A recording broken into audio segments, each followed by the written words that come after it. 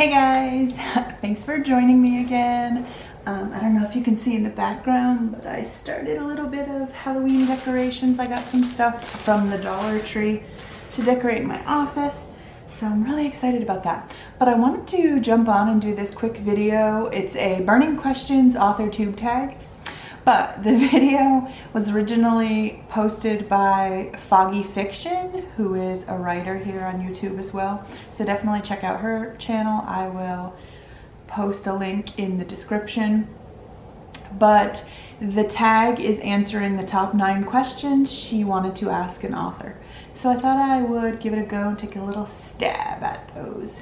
Anyway, question number 1 is, what was the moment you thought you were going to give up and what made you keep going? This is a really hard question for me, honestly, because I feel like I did give up many times throughout my adulthood, and what eventually clicked was how accepted indie publishing was becoming, because I never thought that querying agents and publishers, that seemed like an insurmountable thing, a lot of work for no, I don't want to say guarantee, not that there's a guarantee in indie publishing, but there is kind of a guarantee. You can guarantee that your books are out there. I don't know that there was like one moment where I thought I was going to give up and then I was like, something must keep me going. Because I feel like a large portion of my adulthood was not really even giving up, but just like I was writing, but I wasn't doing anything with that writing. So I don't know if that fully answers the question, but that's about as best as I can answer that first question. Number 2, do you find more enjoyment in the drafting phase or the editing phase?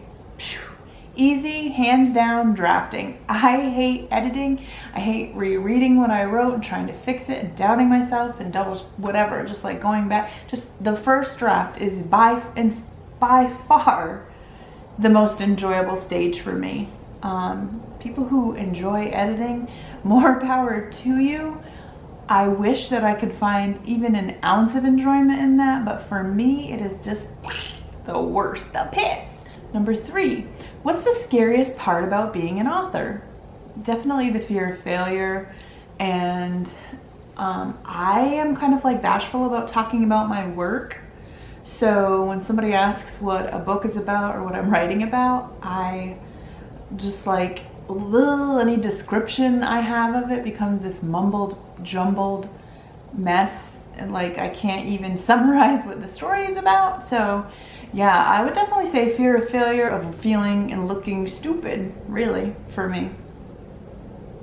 Yeah. Number 5, how many stories had you written or started but never finished before you finally got one published, or in my case, published one? I have no idea. Tons. I've been writing.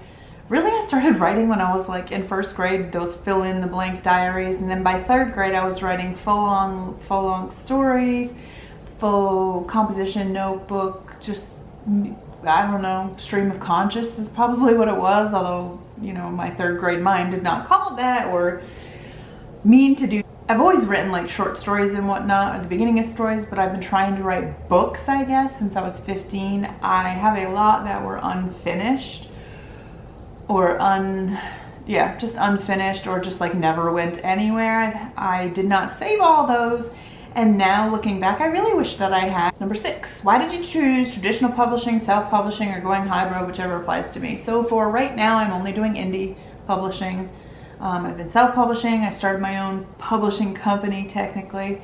What made me decide that is that, as I had mentioned to the answer to question 1, I just was like, that task of getting traditionally published seemed like it was gonna be far into the future.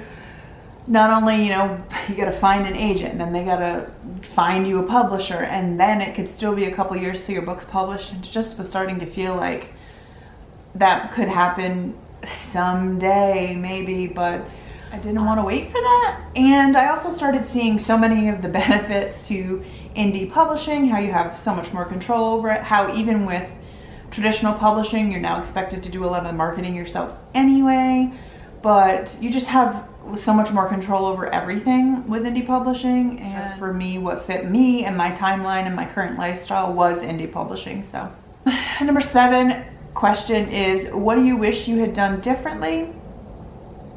I wish I had had a better marketing plan up front. Numbers 8 and 9 are, what is your biggest piece of advice, and what advice do you think needs to be given more often? Those are one and the same for me, is if you want to write, to just do it. I think a lot of people get hung up on, what am I going to do with it after I finish writing, which was one of the reasons why I never finished a book before. But if you don't write something and finish it, then the question of what are you going to do with it afterwards is completely pointless. That's arbitrary. Like, you have to have a finished work to decide all the questions. I'm gonna leave a link to FoggyFiction's channel. Go out and check, or to that video, the original video. Go out and check out her video with the questions. Thanks for watching.